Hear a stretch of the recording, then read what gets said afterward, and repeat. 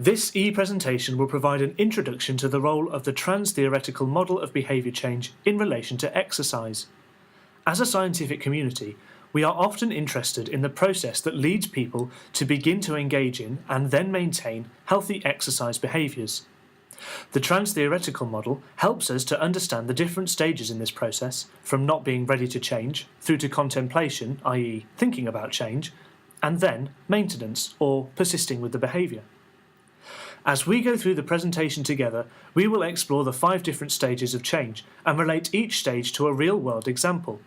Following this, you will be asked to reflect on different scenarios and explain how these might relate to different stages in the model. The trans-theoretical model acknowledges that the stages of behaviour change are unlikely to be linear and more likely to be cyclical due to the fact that people often do not succeed in maintaining changes in their lifestyle. We like to think of this as a journey, and different roads can take you to different places, back to where you came from, or onto somewhere new. As we go through, we will discuss the 5 stages of the trans-theoretical model. These are labelled as pre-contemplation, contemplation, preparation, action, and maintenance. When a person is at the stage of pre-contemplation, they are considered to be not ready. Individuals at this stage are unlikely to engage in the healthy behaviour in the near future, which could be up to around 6 months. At this point in time, individuals are really encouraged to think about the positives and negatives of their current behaviour and why engaging in more healthy behaviour could be adaptive for themselves and others. At this stage, a person might be down about their inability to change or be defensive when encouraged to adopt new behaviours. They are really not prepared to change their lifestyle. As an individual moves from pre-contemplation to contemplation, they are said to be getting ready. At the contemplation stage, a person has the intention to engage in the healthy behaviour within the next few months, but could remain in this stage for up to 2 years. People at this stage appreciate the positives of changing their behaviour. However, they may still try to avoid action and continue to put the behaviour off. At this point in time, others can help the individual by reducing the negatives associated with the behaviour change. Someone in the contemplation stage might have a thought about adopting a particular behaviour, maybe taking up a new sport or exercise, but are unlikely to act on that thought. At this point, the person is beginning to think about changing their behaviour. Following contemplation comes preparation.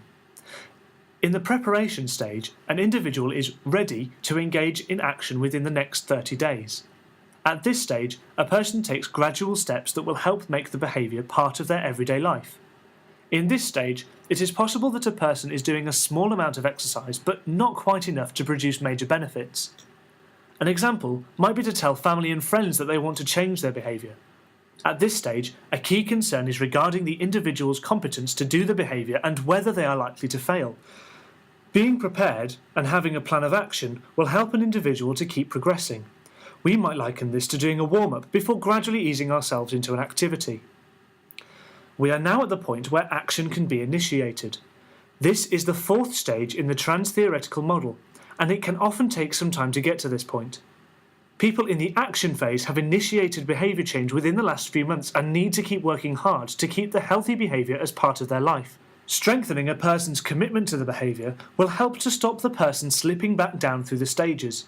At this point, it is valuable to learn techniques that can improve commitment, such as acknowledging the steps they have taken and avoiding people who might encourage more unhealthy behaviour. At this stage, our runner is doing well, but could quite easily relapse and begin walking again because there's a lot going on. There are many different processes at play, and it is a challenge to maintain the healthy behaviour. The final stage in the trans-theoretical model is maintenance. People who progress to the maintenance stage have changed their behaviour several months ago.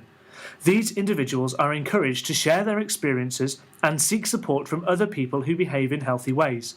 At this point in the model, it is important to have an awareness of potential situations that might cause the individual to slip back into more unhealthy patterns of behaviour.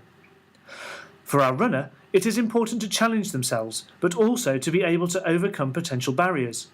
When facing a big obstacle such as a hill, the self-efficacy or competence to know that they can make it to the top will encourage them to continue with the behaviour. As we develop the trans-theoretical model further, there are some key processes in operation that enable an individual to transfer between stages. One key factor in whether a person changes their behaviour and makes progress is decisional balance. This relates to whether the positives outweigh the negatives of doing the behaviour. A second process is self-efficacy. If a person feels competent and able to effectively change and adhere to the healthy behaviour, then they are more likely to do so. In addition, researchers have identified 10 processes of change which make progress more likely.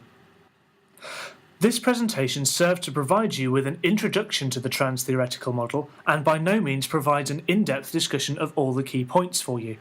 Your challenge now is to go away and learn more about the stages of change and be able to apply these scenarios into real-life examples.